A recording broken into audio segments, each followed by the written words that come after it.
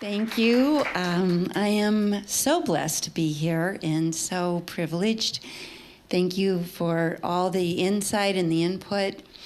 And I listen and I take in and I feel messages. And that is how we are all designed to respond to the world. And we've been trained not to listen and receive and feel life. We've been trained to intellectualize it. We've been trained to legitimize it. We've been trained to justify it. But we've not really been encouraged to allow it to inform us and allow ourselves to be informed in a way that isn't in quotes, just is. And one of the word that I've been waiting to hear all night, and the word that I think we all need to re-embrace, is beneath everything that we've studied, between everything that we've learned and every yearning that brings us here, there is a fundamental essence to who we are that's called spirit. And we're afraid to say spirit, but we'll say inspiration. And inspiration means take the spirit in. And to emerge, what part of you is trying to emerge except that spirit is what's trying to emerge, and yet we get scared and we decide because we've heard that the world isn't ready, but it is. We decide. What I hear so often is, I am not safe to be informed directly. I'm not safe to trust what I feel. It's not safe to be who I am. But I can't imagine anything more unsafe and more catastrophic than to push your inner wisdom and your capacity to know down or away, or feel that I'll assume the world can't take it. So I'll preempt by watering it down first, or just living my true self behind closed doors when no one's watching. And I've worked with people my whole life. I don't know an experience different than the one of being a sixth sensory person. I don't know an experience of not listening to my spirit. The great gift in me, in my life, is not really who I am, but the circumstances in which I was raised.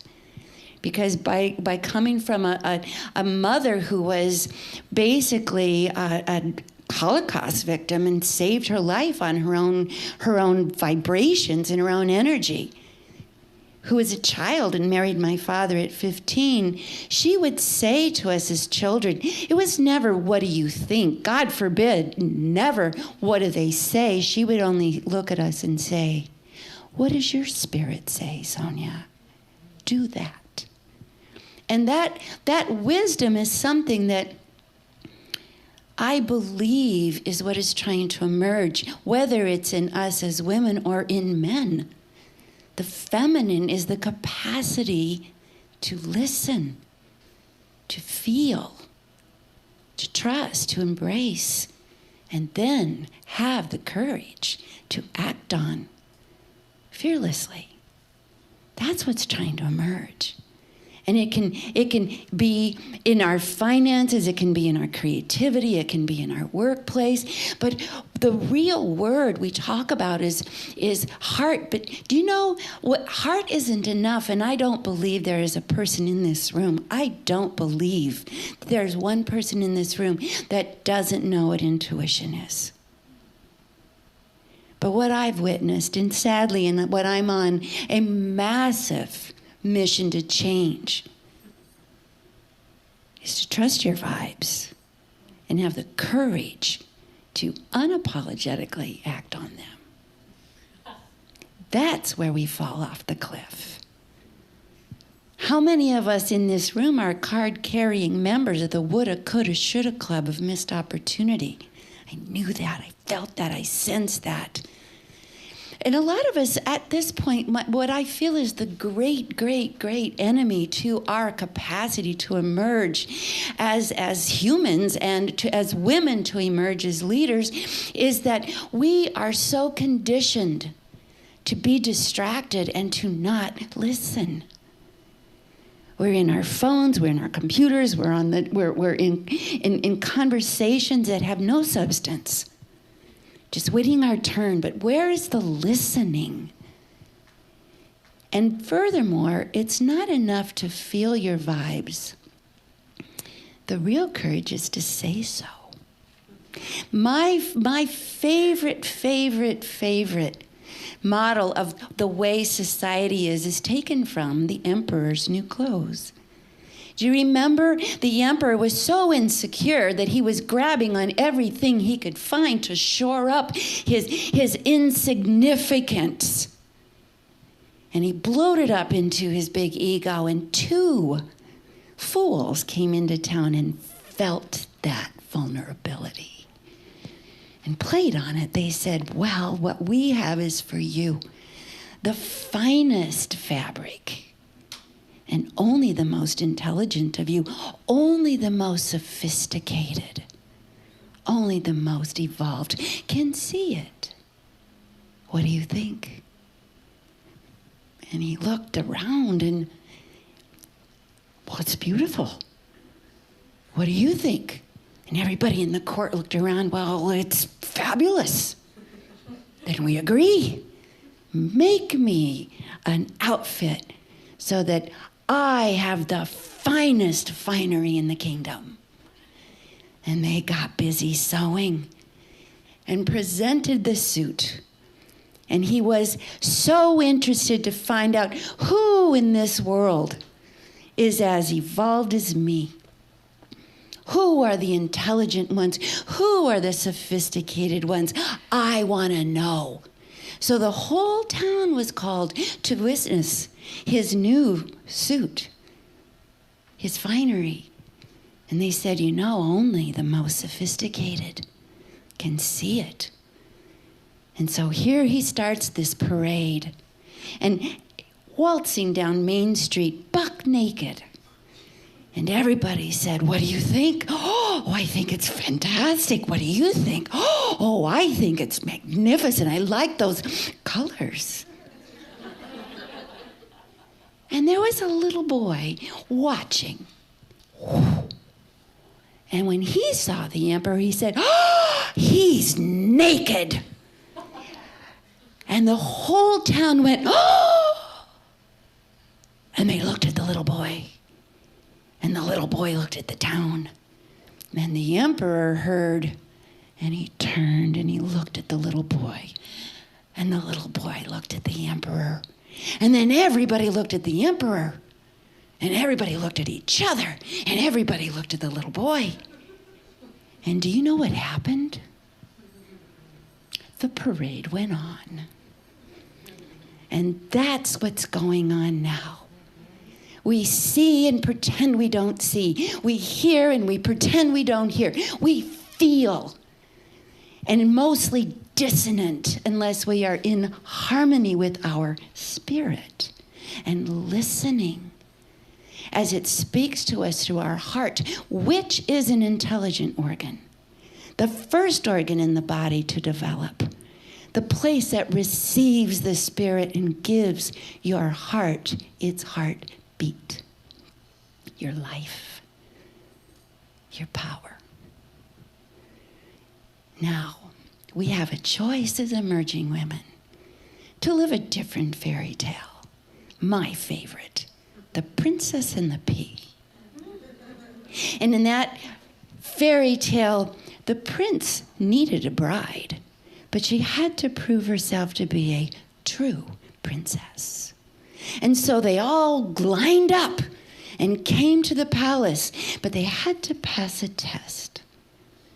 And the test was to sleep on 100 mattresses, under which the very bottom, the queen placed a pea. And so they came in one at a time. Oh, so great. I loved sleeping here. And the queen would say, Did you sleep well? Perfectly. And they'd be shown the door. But it was the one who said, I don't mean to be disrespectful. And goodness knows what a beautiful surrounding. But I couldn't sleep all night. My God, what was under that mattress? Now that was the one that proved herself to be the true princess. Now the princess is your intuition, your inner teacher. It is the bride of the prince, which is your intellect. But he needs, in order to inherit the kingdom, the princess. And it's not enough to be intuitive. What I find is so many people lack courage. The courage comes from the French word cœur, heart. It's enough to say, feel your heart. Pay attention to your heart. But who lives their heart? And you can tell when a person truly lives their heart because they don't think very much. They're just in flow. Listening, paying attention, being present, noticing what's true. Breathe. Open your jaw until you hear a click in your ear. And notice how your awareness opens up. So to be truly an emerging power, to be an authentic person, to be a formidable leader, you have to have the courage to receive life without running to your left brain and figuring out how you're going to explain how you receive. My teachers are spirit guides. Can you imagine? And I don't apologize for woo-woo. I love woo-woo. I live woo-woo. Woo-woo is where it's at. Because woo-woo is not the left brain. You know, the left brain has its purpose. It serves the spirit. Einstein said it. Intuition said the human spirit is your sacred gift, the rational mind, your faithful servant. But sadly, we've thrown away the gift and we've become enslaved to the servant. Or not. You do have a choice. And the choice lies in your breath and your beingness. To be feminine means to receive life. To be feminine means to express your essence, your spirit. To be feminine means, you know, the word vulnerable. Oh, we don't want to be vulnerable, but how about changing it for this word, available? They mean the same thing. Be available to your own greatness. And be available to a world that won't reject you. I speak in the same places as all the corporate people. They don't reject me. Perhaps the most hostile audience I had was after 9/11, when I was invited to speak to 500 attorneys, female attorneys, at the White House. And every one of them struck me as men with boobs. Defended, distanced, contracted. I call it TBS, tight butt syndrome. No light, no smile, and like this. And they've literally just pinched their whole essence right out. Breathless and separate. You know, the ego. Our ego is our artificial self, and only the ego can self-separate out. You can tell you're in your ego when you step out. Me against you, and you scare me. And you're in your spirit, When you step back into truth, there is no them. There's just us. There's just us. And when you stop talking to a them world and you start living in an us world, it is an amazing thing. Even they will join you. So, to listen to your spirit, take a breath and receive. Thank you.